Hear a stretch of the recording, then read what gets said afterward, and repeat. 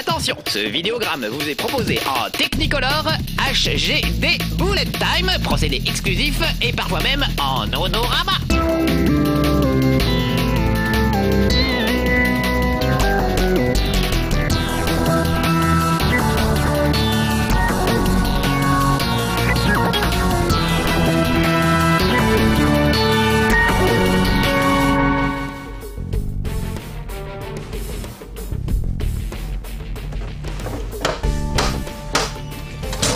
Salut les petits amis de No Life, regardez ce que j'ai dans la main aujourd'hui.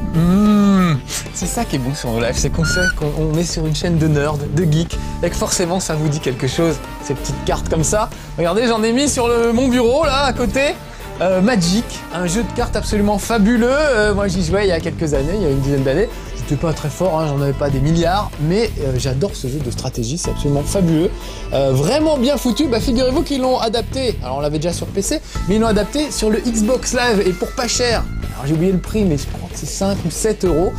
On peut jouer à Magic sur sa Xbox, et franchement c'est super bien foutu. Alors venez, installez-vous, on va jouer ensemble. Je m'aperçois que j'ai oublié de fermer la porte, je vais aller fermer la porte, installez-vous. C'est ça No Life aussi, on est entre amis, on est entre nous, on parle de sujets qui n'intéressent que nous, c'est le bonheur, voilà, c'est ça que j'aime sur cette chaîne. Voilà, bon j'ai cassé des trucs, mais c'est pas bien grave. Alors, regardez, Magic the Gathering, ça veut pas dire la gâterie, ça veut dire l'assemblée en anglais. C'était le nom de ces cartes-là que j'ai là, mais qui sont un peu vieilles. Hein. Ça, c'est des vieux decks. On appelle ça des decks, des paquets de cartes, pour ceux qui ne connaîtraient pas. Alors aujourd'hui, bon, je préfère prévenir tout de suite. Hein. Ceux qui aiment Magic, vous allez peut-être être déçus parce que je suis pas un vrai spécialiste. J'adore ça, mais je suis pas un vrai spécialiste. Voilà, donc je vais essayer de vous expliquer à ma façon comment ça fonctionne. Et ceux qui ne connaissent pas Magic, ça risque d'être un peu ardu, un peu trop compliqué. Donc voilà, bon. Regardez l'émission quand même, peut-être ça vous donnera envie, j'espère que ça vous donnera envie de jouer à Magic. En tout cas, le jeu explique tout de A à Z, il y a un petit glossaire, c'est vraiment super bien foutu. Je vais continuer ma campagne, parce qu'en fait, voilà, il y a une campagne, on peut battre différents personnages, voilà, qui ont chacun un jeu de différentes couleurs. Les spécialistes connaissent. Je vais essayer d'expliquer un peu ce que c'est que si je jouais contre Liliane. Liliane, elle a un jeu noir, j'aime pas les jeux noirs. Garuk, ça c'est un jeu blanc, j'aime bien les jeux blancs. Allez, on va jouer contre Garuk, juste parce que j'aime bien le prénom. Donc l'idée de Magic, pour ceux qui ne connaissent pas du tout, c'est une bataille entre deux sorciers, deux joueurs humains, en général, hein, pas forcément très humains, quand on voit certains nerds, on se dit qu'ils sont plus très humains.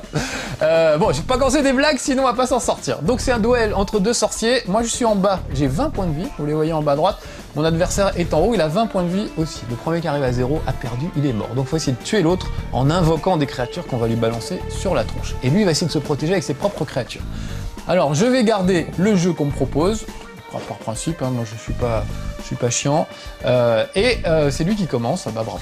Donc vous voyez en bas, il y a toutes mes cartes, ça c'est une carte de terrain, c'est ça qui permet d'avoir de la magie, c'est une sorte de monnaie en fait, on appelle ça la mana monnaie, facile à retenir, qui permet d'acheter des monstres en fait, d'invoquer des créatures et de les faire apparaître. Donc là j'ai beaucoup de forêts, et voilà le genre de créatures qu'on peut faire venir, comme un enjambeur carplucéant, sur des noms improbables dans Magic, comme le cavru baveur, ou des trucs incroyables. Donc c'est une créature qui attaque, vous voyez en bas, elle fait 3 points de dégâts quand elle attaque, et elle peut encaisser jusqu'à 4 points de dégâts. Si elle arrive à 0, elle est morte. Et puis il y a toujours un peu, ses caractéristiques. Voilà, là c'est à moi de jouer. Donc je tire une carte, on commence toujours par tirer une carte, et je peux jouer les cartes qui sont dorées. Donc je vais jouer une carte de terrain. Voilà, je pose un terrain devant moi, et maintenant ça me donne un point de mana verte, parce que c'est de la forêt. Donc avec un point, je peux peut-être poser une créature qui coûterait un point. Donc par exemple lui, vous voyez, en haut à droite, c'est son coût d'invocation. C'est 3 points, c'est-à-dire 3 points de mana, plus un point de forêt, précisément, il faut que ce soit de la forêt. Il n'y a pas que de la forêt, il y a des marécages, il y a des plaines, il y a des tas de trucs. Donc j'ai pas les moyens de me le mettre sur le plateau pour le moment. Ça c'est une armure, c'est un peu autre chose, et ça c'est très très cher, on peut pas l'utiliser tout de suite. Ah, alors lui il joue, mon adversaire, il est en face, il a joué une carte, la croissance luxuriante. Ça va lui permettre, c'est écrit en bas, cherchez dans votre bibliothèque une carte de terrain de base et mettez cette carte en jeu engagé, mélangez ensuite votre bibliothèque. Ça veut dire qu'il va aller chercher un terrain supplémentaire. Vous voyez, lui il en a déjà posé 2, c'est-à-dire qu'il a déjà 2 points de magie à chaque tour pour invoquer des monstres, alors que moi pour le moment j'en ai qu'un seul, c'est qu'un seul terrain. Et là, boum, il va nous en rajouter un, regardez, il en a 3. Donc il peut faire sortir des monstres qui coûtent 3 points de magie, alors que moi je peux pas faire sortir de monstres pour le moment, j'ai pas encore les moyens. Donc c'est mon tour de jouer, je repose une nouvelle carte de terrain. Et j'ai toujours pas les moyens, parce que j'ai des créatures super, mais qui coûtent très cher. Vous voyez, il faudrait que j'ai 4 points de magie en tout, 3 points de magie de n'importe quoi, 1 point de magie de forêt, pour pouvoir sortir mon enjambeur. Donc pour le moment, je ne peux pas. Donc bah, je peux rien faire, alors je passe mon tour. C'est assez complexe, les règles de Magic, surtout que de Magic, je parle en français, de Magic, parce que c'est que des exceptions, chaque carte est une nouvelle exception. Mais il y a quand même des règles assez compliquées avec des phases, que vous voyez défiler en haut, début, phase principale, phase d'attaque, phase de blocage, etc. Et ce qui est génial avec ce jeu, c'est que l'ordinateur se charge de faire respecter toutes ces phases. Donc on n'a pas à se poser les questions, à quelle phase on en est, est-ce que je peux jouer ça à ce tour-ci, etc. Tout ça c'est géré par ordinateur qui vous laisse ou non jouer des trucs. Donc ça c'est super pour les débutants, plutôt que d'avoir en face de vous un nerd avec des boutons, un parka, j'en ai connu pour ça, qui vous explique comment ça fonctionne, eh ben vous avez un ordinateur, c'est quand même plus propre. Ah, la guivre à piquant. Alors lui, il sort une créature qui s'appelle la guivre à piquant pour 5 points de terrain, vous voyez, 5 points de mana, c'est très cher, et c'est une belle merde, hein. Il attaque, il fait 5 points de dégâts, et peut encaisser 4 points de dégâts. Autrement dit, je vais morfler. On a un petit texte, ces piquants agissent comme les dents de scie, laissant des marques distinctives dans la végétation qui pousse sur son territoire. J'aime pas les guivres, j'aime pas les guivres. Donc regardez, il la pose devant lui, elle vient d'arriver, le sorcier pose une créature devant lui, elle peut pas attaquer tout de suite, qu'elle se repose un peu. C'est la règle de base de Magic, c'est très frustrant. C'est quand on fait venir une créature, on peut pas l'utiliser tout de suite, faut attendre le tour d'après. Bon, c'est mon tour de jouer, je repose un terrain de forêt, donc maintenant, vous voyez, j'ai quand même 4 terrains de forêt, donc ça veut dire 4 points de mana, je vais pouvoir enfin jouer des cartes. Comme par exemple le guide-voix municipal, c'est une sorte d'employé municipal qui coûte 3 points de mana, écrit en haut à droite, à sortir. C'est une créature, elfe, guerrier et druide. Quand le guide-voix municipal arrive en jeu, vous pouvez chercher dans votre bibliothèque une carte de terrain de base, la révéler, la mettre dans votre main. Voilà. Donc ça veut dire que je vais me rajouter une petite carte de terrain. Et en bas, regardez, 2-2, ça veut dire que quand il file un coup de pelle d'employé municipal, il fait 2 points de dégâts, et lui-même peut encaisser 2 points de dégâts avant de mourir. Donc je vais le positionner devant moi, et je vais utiliser son truc, voilà, pour me choisir une carte de terrain. Donc vous voyez, ça c'est ce qu'il y a dans mon jeu, je peux fouiller où je veux, bon, tout pareil, donc j'en prends une au hasard. Et voilà, ça me fera une carte de terrain supplémentaire. Super. Et maintenant, c'est son tour à lui de jouer. Puisque je viens d'arriver, l'employé municipal, il ne peut pas attaquer. Ah, qu'est-ce qu'il nous sort? La guivre vorace, il ne sort que des guivres, je vais être dégoûté. Le plus terrifiant, ce sont les sinistres craquements de la guivre vorace qui chasse dans la forêt. Il se répercute dans les arbres et semble venir de partout à la fois. C'est des textes un petit peu poétiques pour mettre l'ambiance, ça n'a pas d'influence sur le jeu. Après, il y a des textes qui décrivent vraiment des trucs du jeu. J'essaie de vous faire voir quelques petites notions au fur et à mesure. Alors là, il va sûrement m'attaquer avec quoi? Alors je peux zoomer sur toutes les cartes, c'est génial hein, pour les amateurs. Je peux zoomer sur toutes les cartes. Il m'attaque avec une guivre qui fait 5 points de dégâts. Donc je vais prendre 5 points de dégâts, moi, Marcus, le sorcier, dans ma face. Ce qui est quand même beaucoup. À moins que je ne décide de contrer avec mon guide-voix municipal, qui lui ferait 2 points de vie, mais qui se ferait tuer, parce qu'il n'a que 2 points de vie. Donc, je choisis de laisser écouler, et je vais quand même me prendre les 5 points de vie dans la tronche, tant pis. Sinon, j'aurais été obligé de sacrifier mon petit employé municipal. C'était dommage. Donc regardez, j'ai passé de 20 points de vie à 15 points de vie. Ça commence assez mal. Je ne cache pas que je suis mal barré, que j'ai quand même 2 créatures assez puissantes, et moi, j'ai qu'un employé municipal. C'est pas terrible. Mais peut-être qu'on va pouvoir s'arranger. Donc hop, je pose un truc de terrain, et maintenant que j'ai de la mana, on va voir ce que je peux faire. J'ai un mur qui permet de me protéger un peu, qui ne protégera pas de grand chose, puis moi j'ai mon enjambeur, qui est quand même pas mal. Il ne peut pas être la cible de sorts bleus ou noirs. D'accord, ça veut dire qu'on peut pas me pourrir la vie avec des trucs pas terribles. Et ça, c'est un truc qui va me permettre de booster une créature. Les créatures que vous contrôlez gagnent +3/+3 et acquièrent le piétinement jusqu'à la fin du tour. Ça me plaît. Alors regardez, ça va booster toutes mes créatures. +3/+3, ça veut dire que mon employé municipal va être bien boosté. Où est-il? Voilà, il est là. Donc vous voyez, il est passé à 5-5 maintenant. Bon, moins rigoler les guivres en face, déjà. Et il acquiert le piétinement. Ça veut dire que si je fais des dégâts, par exemple à une guivre qui viendrait me contrer, et qu'il reste des dégâts à faire, les dégâts piétinent et traversent et vont faire des dégâts sur le sorcier. Et vas-y que je te sors une guivre de Valsoir, espèce de saleté. Elle aussi est piétine, vous voyez. La dernière fois, elle a détruit Feuille Terne, transformé Brume Prairie en mare de boue, et fait déborder la rivière. J'ai consulté un ophtalmo, ça va pas bien fort aujourd'hui. D'un autre côté, on a mangé du gibier pendant des semaines. C'était pas mal. Signé Donald Holloway de Kingston. Enfin voilà, toujours un truc. Oh, 7-7, mais je peux rien faire moi face à ça, ou pas grand chose. Donc j'ai intérêt vite à tirer des cartes intéressantes, sinon je vais me faire massacrer. Là, ça va être déjà assez chaud. Il attaque, vous voyez, il attaque avec deux guivres.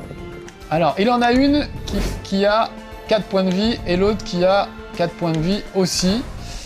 Et moi, mon petit bonhomme, mon guide municipal... Ah mince, c'était éphémère mon truc. Ah pardon, j'ai pas fait gaffe. Je croyais que c'était définitif l'enchantement que j'ai collé à mon guide voie municipal. Vous voyez, il n'est plus que 2-2, il était à 5-5 tout à l'heure. Il aurait pu faire quelque chose. Bon, je vais quand même l'envoyer contrer, parce que sinon ça ne va pas aller. Donc je vais lui proposer de contrer 7 guivres, désespérément. Il va y passer, tant pis. Mais au moins, je ne me prendrai pas tous les dégâts. Je vais prendre des dégâts que d'une guivre. Ah, vous voyez, il faut être très concentré, attentif. Évidemment, comme je vous parle aujourd'hui, je ne suis pas très concentré. Voilà, c'est pas plus bon au jeu de stratégie qu'au jeu d'action, on va dire. Donc là, il va y passer, mon employé municipal, mais au moins, je me serais épargné 5 points de vie. Voilà, c'est quand même... C'est dur, hein. C'est dur parce que j'ai pas grand-chose à mettre en face de ces créatures. Allez, je pose un terrain. Et qu'est-ce que j'ai? Un mur de bois qui protégerait un peu. Ah, un troll! Ouais, c'est pas mal, mais c'est pas très costaud. Et toujours l'enjambeur. Donc 3-2 et 3-4. Je vais sortir mon enjambeur.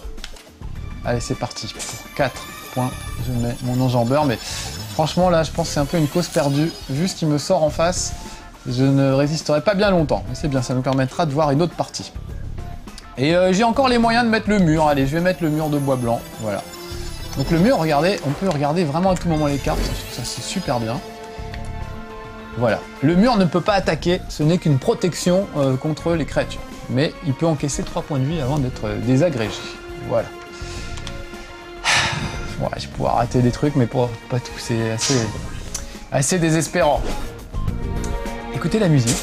On va dans un vieux Starsky Hutch. En tout cas, remarquez comme c'est très bien fait. Et allez, une guivre à piquant, c'est la fête. Lui, il a les moyens. Hein. 5-4. Oh non, je vais me faire massacrer. Ouais, il y a vraiment un beau, comment dire, un bel habillage, très sympa. On peut changer de plateau de jeu si on veut. On peut changer son personnage. Moi, j'ai mis cette tête de personnage enflammée là. Oh là là, je peux pas faire grand chose. Je vais forcément me faire massacrer, mais je suis un peu obligé. 7 points de dégâts, donc je vais aller contrer cette guivre avec mon mur par exemple. Voilà. Et avec mon pauvre enjambeur, qui fait que 3 points de dégâts, je vais aller contrer autre chose, mais il va y passer. Les deux vont y passer, vous voyez, donc je ne fais que retarder l'inéluctable, qui est que je vais mourir. Et hop, et il sort en plus une croissance gigantesque, c'est-à-dire qu'il va rajouter plus 3 à une de ses créatures, bien sûr, sinon c'était pas drôle. Et voilà, il rajoute ça, c'est bizarre qu'il rajoute ça ici, mais bon, ouais, pas très logique, il n'y avait pas besoin. Des fois, l'intelligence artificielle n'est pas géniale, ce qui m'arrange moins, parce que ça me permet de le battre, mais... Alors le truc super, on peut jouer en réseau évidemment contre d'autres gens. Pour un abonnement Gold quand même au Xbox Live, mais ça permet de jouer contre ses potes en réseau. Je vais voir tout à l'heure qu'on peut choisir son deck, rajouter des cartes, en enlever, etc. Donc c'est pas mal. Et à chaque partie gagnée, on gagne des cartes supplémentaires. Comme quand on était petit dans les cours de récré, on faisait une partie de Magic et le gagnant avait le droit de tirer une carte au hasard dans le paquet de son adversaire. Bah là c'est pareil, vous gagnez des nouvelles cartes. Donc le jeu s'étoffe au fur et à mesure en plus. Ce qui est pas mal. Bon là je vais y passer, je suis à -3, sans dire que je suis mort. Partie terminée. J'aime pas le bruit que ça fait, partie terminée. Alors que quand on gagne, on a droit à une petite fanfare. Tout de suite c'est beaucoup mieux. Bon bah alors ça n'a pas été très efficace mon truc. Si je prenais quelqu'un... Ah j'aime bien les jeux rouges moi. Donc allez. Je vais me battre contre Chandra Nalair, voilà. Donc plus on avance, plus les adversaires sont puissants, évidemment. Et c'est pas tellement qu'ils ont des cartes puissantes, parce qu'à Magic, une carte puissante c'est super, mais ça coûte très cher. Vous avez vu que tout à l'heure, moi j'avais des belles créatures, mais j'avais pas les moyens de les sortir, parce que j'avais pas assez de magie pour me les payer en fait. Donc ça sert à rien de mettre dans son deck, dans son groupe de cartes, des cartes surpuissantes si on n'a pas les moyens, si on n'a pas la chance de sortir des terrains comme il faut. Donc lui il joue dans le rouge, c'est-à-dire plutôt les flammes et tout ça. Et tout de suite, il me sort un gobelin enragé, qui a la célérité. Ça veut pas dire qu'il est célèbre, ça veut dire qu'il attaque tout de suite. Je disais tout à l'heure, normalement, ils se reposent, ils attendent un tour avant d'attaquer. Lui, il peut attaquer direct. Il enrageait contre le monde, contre sa famille, contre lui-même, mais avant tout, il aimait juste être enragé. C'est toujours rigolo, les petits trucs. Alors regardez, il attaque, il fait 1 point de dégâts, et il peut survivre à 1 point de dégâts, pas plus. C'est pas une grosse créature, mais je pense qu'il va me l'envoyer sur la tronche direct, histoire de me faire voir qui c'est le chef. Regardez, voilà. Bon, je peux rien faire, hein, j'ai encore personne pour bloquer. Donc je vais me prendre un petit point de vie en moins. C'est pas bien grave. Alors moi, qu'est-ce que j'ai dans mon deck? J'ai pas regardé encore, on va jeter un œil ensemble, si vous le voulez bien. Alors je sais, hein, pour ceux qui connaissent pas Magic, c'est sans doute un peu obscur, j'essaie d'expliquer au fur et à mesure. Encore une fois, le jeu fait ça bien mieux que moi, il explique tout. Il y a même un glossaire, quand il y a un terme que vous comprenez pas sur une carte, il l'explique. Ah, alors j'ai 2 points de mana, et j'ai un Grizzly que je peux jouer, qui est un ours. Moi aussi j'ai de la guivre, pour pouvoir me venger. Vous voyez que la guivre coûte très cher, 5, 6, 7 points de mana, c'est encore trop cher, je ne peux pas me l'offrir. Pour le moment, et d'ailleurs ça c'est super bien foutu, regardez, les cartes qui sont lumineuses, c'est celles que je peux jouer, vous voyez, elle brille, elle est en or, ça veut dire que je peux jouer celle-là. Donc je vais le jouer, mon Grizzly, on va juste le regarder d'un peu plus près, pardon. Parmi les merveilles de Dominaria, il existe un cycle de vie avec des proies, des prédateurs qui jamais ne feront la guerre ou ne chercheront à acquérir le pouvoir. Alors ne touchez pas au Grizzly. Touche pas au Grizzly! Une bonne blague! Un Grizzly ça attaque à 2, et ça défend à 2. Ça veut dire si je me bats contre le gobelin, je vais lui faire 2 points de dégâts, donc il va être mort, et lui va me faire 1 point de dégâts, j'ai 2 points d'armure, donc il me restera 1 point de vie. Moi je survivrai. Donc le gobelin n'a pas du tout intérêt à m'attaquer, sinon je vais envoyer mon ours me défendre. Vous voyez le principe. En fait, ce qui est génial avec Magic, parce qu'on dit c'est des trucs de neuneux, mais c'est des trucs mathématiques, c'est des vrais trucs de mathématiques, c'est quasiment du jeu d'échecs, où il faut prévoir 3-4 coups à l'avance, mettre des trucs en réserve, etc. C'est des jeux extrêmement intelligents. Même chose pour Yu-Gi-Oh! Et tous les jeux de cartes qui ont l'air con comme ça, mais finalement, c'est des trucs super. Donc arrêtez de penser que vos gamins sont idiots parce qu'ils jouent à ce genre de trucs. Les parents, croyez-moi, c'est extrêmement compliqué. La preuve, c'est que vous n'avez rien compris de ce que j'ai dit depuis le début. On est d'accord? Allez, alors regardez, j'ai plus... Ah si, je vais poser un terrain, d'abord. Ah bah je l'ai déjà mis, pardon. Voilà. Et là, j'ai une armure de bois blanc qui pourrait me permettre de booster une créature. Et ben voilà, je vais faire ça. Je vais booster mon ours.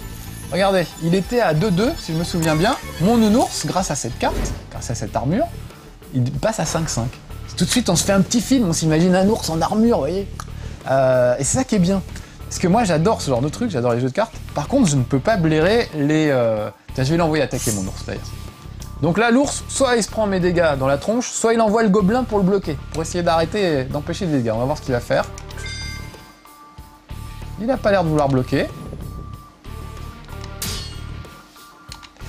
Qu'est-ce que je racontais? Oui, je disais, si, il bloque quand même. Donc il va y passer son gobelin, vous voyez. Je vais lui faire 5 points de dégâts, et lui il va m'en faire un, donc moi je m'en fous de son petit point de dégâts.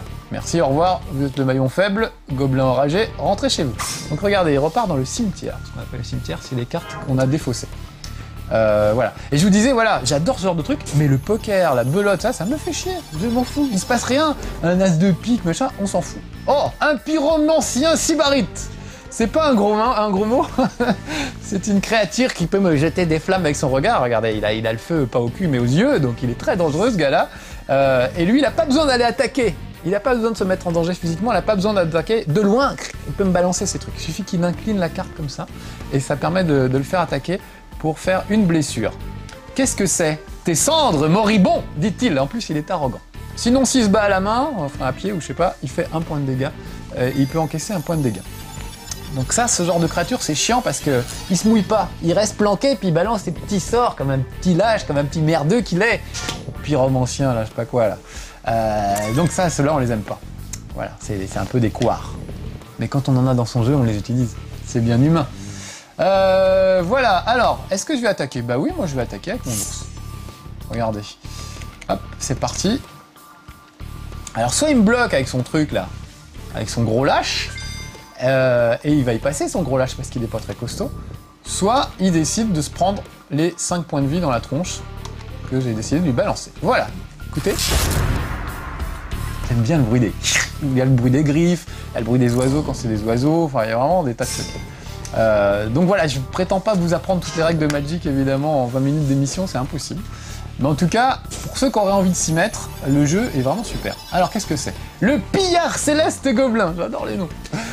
Oh, lui il a le vol, vous voyez, on voit qu'il a une espèce de petit appareil pour voler, comme une espèce de saleté de Ewok dans le Retour du Jedi, il peut voler.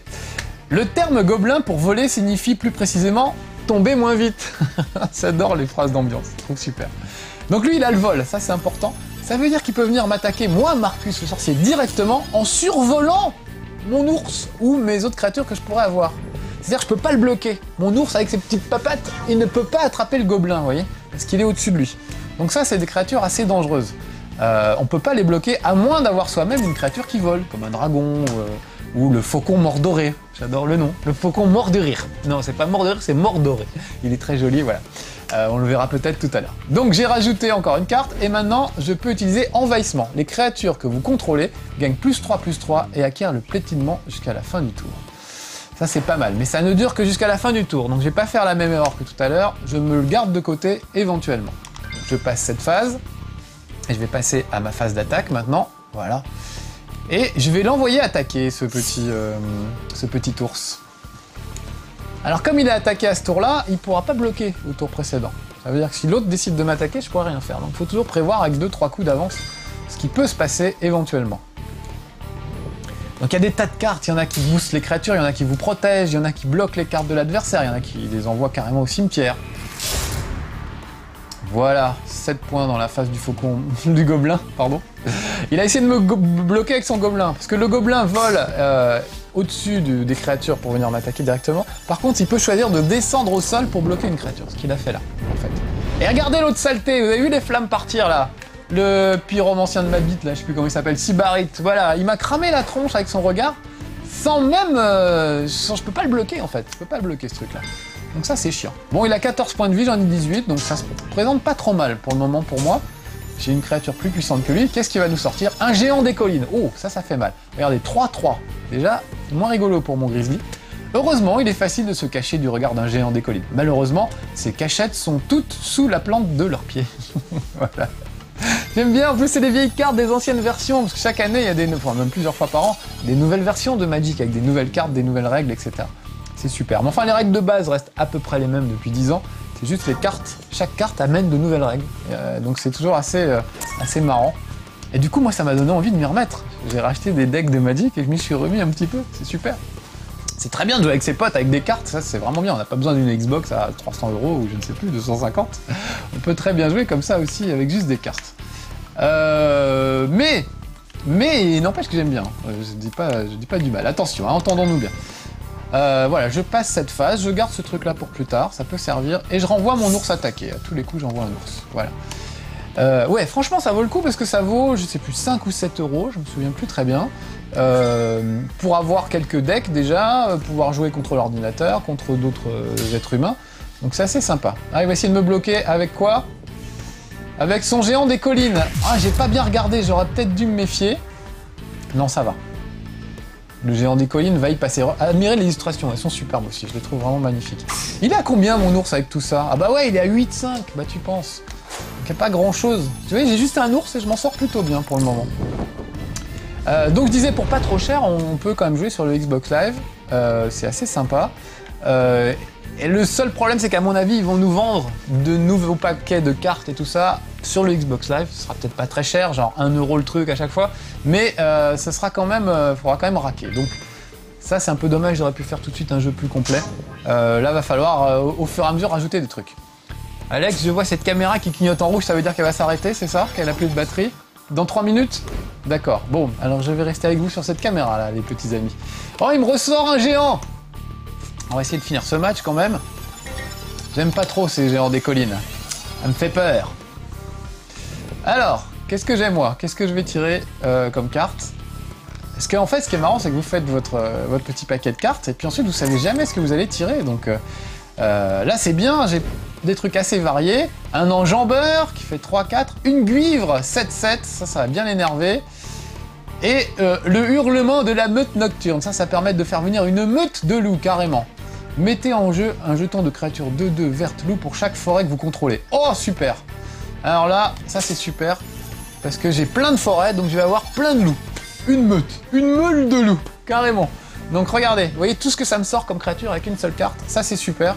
Donc je devrais pouvoir en finir assez vite avec notre ami d'en face. Voilà. Ce qui fait que je vais peut-être pouvoir triompher alors que j'avais perdu comme une merde à la partie précédente. Vous pouvez avoir des super cartes si vous n'avez pas de bol, si vous tirez pas de terrain pour avoir de la magie, ça sert à rien. Donc c'est assez rigolo en fait de voir comment tout ça fonctionne. Et puis chaque nouvelle partie est une petite aventure où il se passe des choses, où on vous contre un monstre. Vous étiez sûr que vous allez éclater tout le monde, et hop, le gars il sort une carte qui booste votre créature à l'EPO pire qu'un cycliste, qui devient super costaud et il vous fout sur la gueule. Enfin, il y a toujours des retournements de situation incroyables. Alors lui il veut m'attaquer avec quoi? avec... ah bah oui, avec son... Il a que ça, hein, un pyromancien sybarite. Alors évidemment, il en profite. Ça fait pas beaucoup de points de dégâts. Il aurait pu le booster pour faire plein de points de dégâts. Bon là, avec tous les loups que j'ai, qu'est-ce qui me sort? La hache de lave dans ma gueule. La hache de lave affiche 5 blessures aux joueurs ciblés. Attrape ça. Ça, c'est dans ma tronche directement. Il va me le balancer à moi, voilà. Donc je vais tomber à 11 points de vie, c'est-à-dire moins que lui. C'est vraiment le geste désespéré parce qu'il sent bien que c'est la fin pour lui là. Là, regardez tout ce que j'ai comme créature. Il a qu'un seul gars pour bloquer. Je pense qu'il va avoir beaucoup de mal à faire quoi que ce soit. Allez, je rajoute un petit terrain. La guivre de Valsoir. Ou alors, regardez, j'ai ça. Les créatures que vous contrôlez gagnent +3/+3 et acquièrent le piétinement jusqu'à la fin du tour. Ça vaut le coup de le mettre maintenant. Regardez, ça va me booster tout le monde à +3/+3. Ça va être un carnage. Donc regardez toutes mes cartes. Ma meute de loups là, ils sont à 5-5. Tous mes loups sont à 5-5. Et j'ai en plus un ours qui est à 13-13. C'est-à-dire, c'est quasiment, il peut pas faire grand chose face à moi. Donc allez, je vais envoyer tout le monde à l'attaque. Au mieux, il pourra parer avec son truc là, mais c'est à peu près tout. Voilà, et normalement, ça devrait finir cette partie. Et ce chez Marcus, sans doute. Oh, regardez, il bloque. Il l'envoie, son petit pyromancien, son petit pyromane, quand même. C'est mesquin, il me fait un petit point de vie de dégâts. Donc là, je rigole, hein, triomphalement, et je vais l'exploser, je sais pas à combien il va finir, à moins quelque chose, sans doute. Mais des fois, on rigole pas. Et avec le même jeu de cartes, je peux refaire une partie, et il aura le même jeu de cartes, et moi aussi. Et c'est moi qui vais me faire laminer, parce que j'aurais pas eu de chance, ou parce que j'aurais mal joué. Vous avez vu tout à l'heure que j'ai mal joué, j'avais prévu un truc, j'avais pas bien vu que c'était un enchantement qui durait pas assez longtemps. Et finalement, je me suis fait avoir à cause de ça. Voilà. Allez, au revoir, le pyromancien sybarite, c'est dommage. Qu'est-ce que c'est? Tes cendres, moribond! Ah bon, fais-moi le malin maintenant que je t'ai cramé. Voilà! Une petite fanfare, une petite musique, et il y a écrit vainqueur. Marcus the Boulet vainqueur, c'est quand même beau à voir. C'est pas tous les jours. Voilà! Bon, on va s'arrêter là. Juste vous faire voir vite fait comment on... Normalement, j'ai gagné, voilà, j'ai gagné cette carte. J'ai déverrouillé une nouvelle carte. Donc, je vais pouvoir la rajouter dans mon deck. Je vous fais voir vite fait mon deck. Enfin, un de mes decks, par exemple. Voilà. Vous allez voir que je peux faire le tri, rajouter des nouvelles cartes que j'ai gagnées ou en enlever. S'il y a des cartes qui me saoulent, j'ai plus envie de jouer avec, je peux les enlever. Donc on peut constituer son petit deck soi-même. Voilà, juste 2 secondes encore le temps que ça charge pour vous le faire voir. Voilà. Ah bah non, j'ai pas appuyé sur le bon bouton, c'est pas grave. Allez, on se quitte sur cette très belle victoire néanmoins. À bientôt les petits amis de No Life. Et jouez à Magic sur Xbox ou en vrai jeu de cartes. Vraiment, c'est un super loisir récréatif. À bientôt.